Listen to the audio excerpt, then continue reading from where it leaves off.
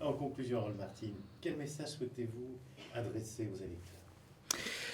Ben, écoutez, on arrive à une période particulière de notre histoire. Moi, je me suis lancé à fond dans cette campagne électorale pour faire passer ce message. Chers Calédoniens, on est en train de vous mentir, donc il faut regarder les choses en face.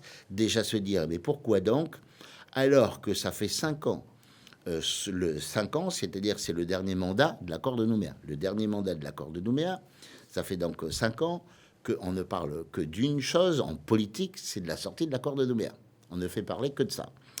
Il y a eu des experts, des missions, des sénateurs, des députés, des réunions à Paris, des comités des signataires, etc. Et pourquoi donc, 1 an et demi avant la sortie, on ne sait toujours pas où on en est? Pourquoi? Quand je dis Philippe Gomès, député sortant, qui dit qu'il a eu un très bon bilan, il a eu un très bon bilan. Mais alors, qu'est-ce qu'il a fait à Paris? Parce qu'il explique maintenant qu'il fallait discuter avec les indépendantistes parce qu'il faut trouver une question qui rassemble. Mais il a été député pendant 5 ans. Il a fait quoi pendant 5 ans? Parce que moi, je considère que le rôle d'un député, donc, qui est dans notre camp, qui est soi-disant dans notre camp, évidemment, c'est d'aller défendre la Calédonie française à Paris. À Paris, c'est ça le rôle du député. C'est pas de s'occuper d'affaires secondaires, c'est de défendre la Calédonie française. Eh ben, sur ce point, en tout cas, Gomez, il a échoué, puisqu'on en est à mettre en point des espèces d'opérations tarabiscotées dans le dos des Calédoniens pour arriver à l'indépendance association. Mais vous savez, je vais vous dire autre chose.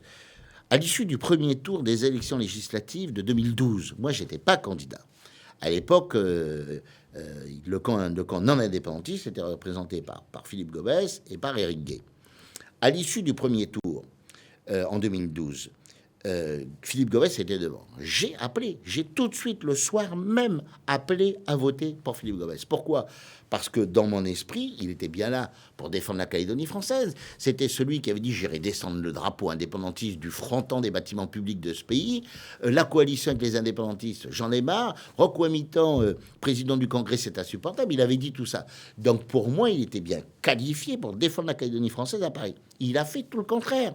Il a commencé à faire une majorité avec les indépendantistes. Donc comment voulez-vous maintenant qu'il défende la Calédonie française, puisqu'il dirige ce pays comme il l'entend, avec l'aide des indépendantistes, parce qu'il a ficelé une majorité avec lui de 41 élus. Voilà, c'est désespérant. Donc je dis aux Calédoniens, vous avez une arme, c'est votre bureau, c'est votre bulletin de vote.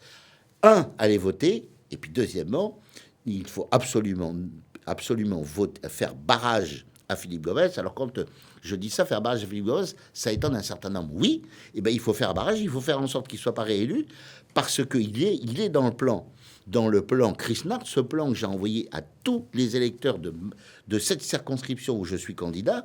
J'ai envoyé 100 000 documents par la poste pour justement informer les individus. Donc, il est stratège, il est également stratège, Gomez, dans le plan de Chris Nart. Il faut lui barrer la route. Il ne faut plus qu'il retourne à l'Assemblée nationale, pour ceux, en tout cas, qui veulent rester dans la France.